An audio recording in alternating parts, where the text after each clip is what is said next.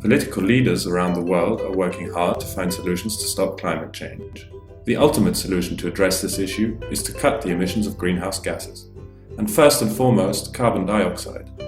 With the joint declaration of the Paris Conference on Climate Change, a baby step has been made towards limiting damages of global warming. But even if we were to stop carbon dioxide emissions completely, we would still have to restore the global cycles of carbon. One solution to this problem might be right under our feet. In order to understand it, we need to take a look back in time. It starts around 11,500 years ago, when humanity started to domesticate the former wild and indigenous soil for agricultural use. A more recent example is the massive transformation of soil on the North American continent from native tallgrass prairie to agricultural land.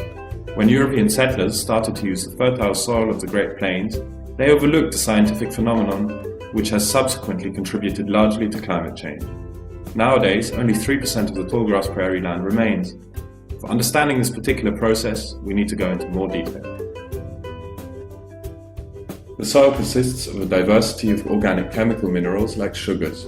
Through domestication of the soil, a huge amount of the elements are exposed to so-called oxidants, the best known of them being oxygen. The carbon from the organic minerals is therefore oxidized and through this chemical process becomes carbon dioxide. The production of carbon dioxide of course disrupted the global carbon cycle and still largely contributes to climate change. The carbon cycle functioned very well for the majority of our planet's existence.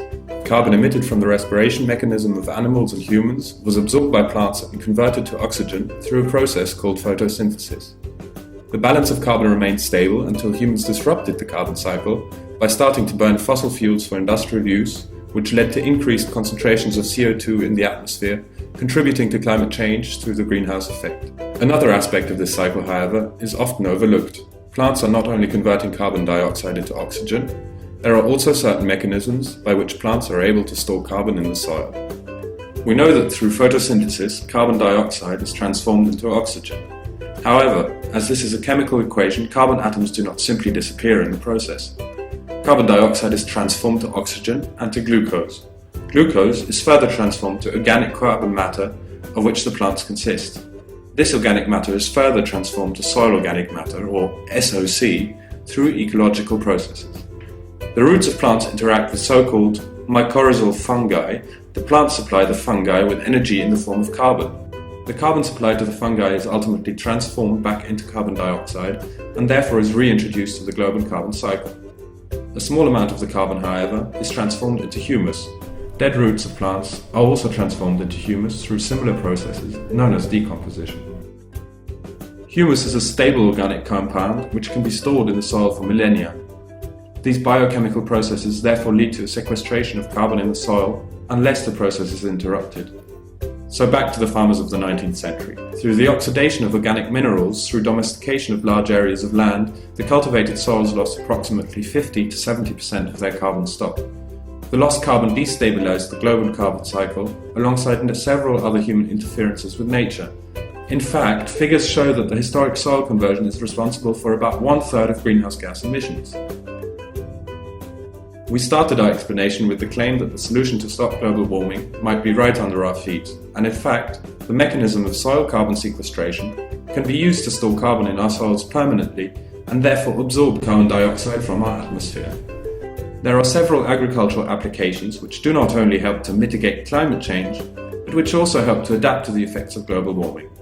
It is currently estimated that by adapting agricultural practices to perform better soil carbon sequestration, we can compensate for up to 11 billion tons of carbon dioxide.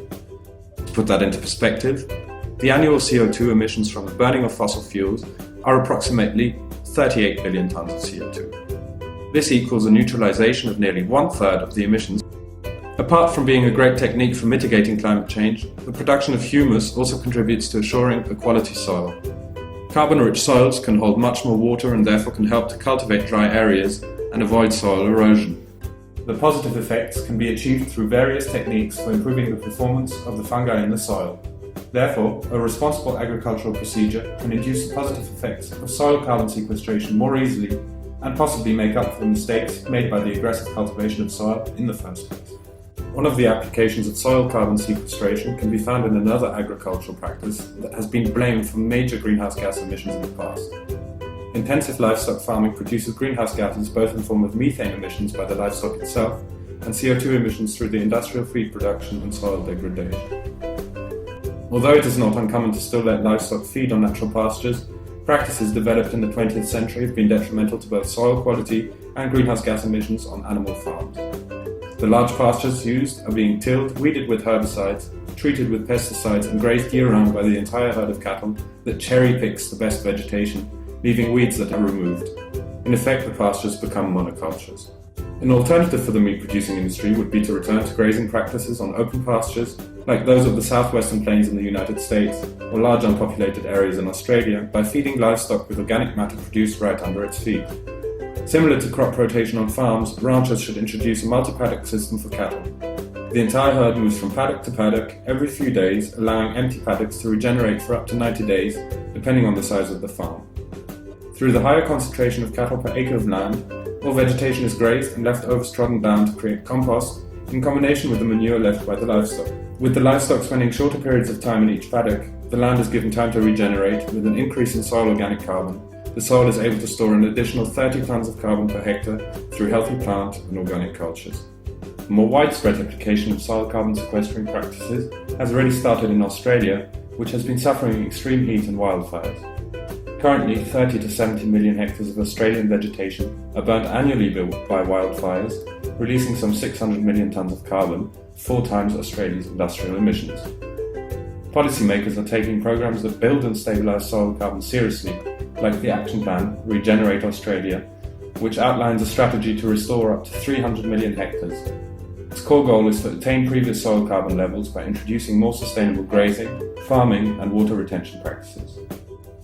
The grassroots regeneration strategy will aid the development of deep-rooted perennial pastures capable of fixing and drawing down far more carbon in soils than the current grazing systems, which still often lose carbon. This will help with the restoration of the in-soil reservoirs that formerly underpinned the high productivity and resilience of landscape and natural water habitats. The need to find ways to secure water points could be assured by regenerating the structures of these soils and their capacity to store and supply water from their in-soil reservoirs. While often currently degraded, the deep sandy and red and yellow earth soils across much of Australia's rangelands could retain meters of wet season rain in their restored in-soil reservoirs to sustain green growth and store water despite climate extremes. Depending on its local effect on soil structures, every gram of additional carbon sequestered as stable organic matter can potentially lead to the retention of up to 8 grams of additional soil water. Soil carbon sequestration is the process favouring fixation of carbon and enhanced productivity of soils and better water retention, which could extend longevity of green growth by up to 2/3. This could potentially fix an additional 2 biotons of biomass per annum. Moreover, the project Regenerate Australia provides a practical blueprint for securing such outcomes by reducing wildfires across 30 million hectares and preventing 150 to 300 million tonnes from being oxidized back to CO2. Looking at the presidential elections in America, we can see how many climate skeptics there still are and how much impact a personality like Donald Trump can have on people's opinions on ecological concerns. Not only are a lot of people still skeptical about the reality of climate change, but also about the efficiency of alternative methods in energy production, but also agricultural practices. The effects of the methods presented in this video on the mitigation of emissions are refuted by a large number of farmers and politicians. Nonetheless, it has to be key to convince all skeptics that even if the alternatives had no impact on climate change, or global warming were a myth, these are practices that improve the lives of farmers around the world and elevate production and longevity of ecosystems. Agricultural production will be more effective as such measures are implemented. So what can governments realistically do to help the cause? First and foremost, one must stress the importance of financial support of agriculture in both practice and the theoretical and research side of things. Additionally, this must lead to initiatives to raise awareness about sustainable agriculture and the solutions researchers are developing. To achieve global support of projects concerning sustainable and climate beneficial agricultural climate conference, between states and private enterprises must be used as an information platform so that ultimately concrete measures can be implemented. These consist of training programs for volunteers and real support of pioneers in the movement. Although governments are an important player, the voice and actions of each individual are just as important. Each and every one of us as a consumer must be aware of the impact of his decisions on the environment and food security as a whole. Unfortunately, the consumer is not helped by the fact that although organic foods are labelled clearly, this is no sign of sustainability, and as such, no level of awareness about sustainable foods exists. Apart from some sectors like fishing that have their own labelling for sustainable practices, we are blind to how our groceries are produced. If you want to learn more about soil and sustainable agricultural practices, please visit our website at www.soilsolution.wordpress.com.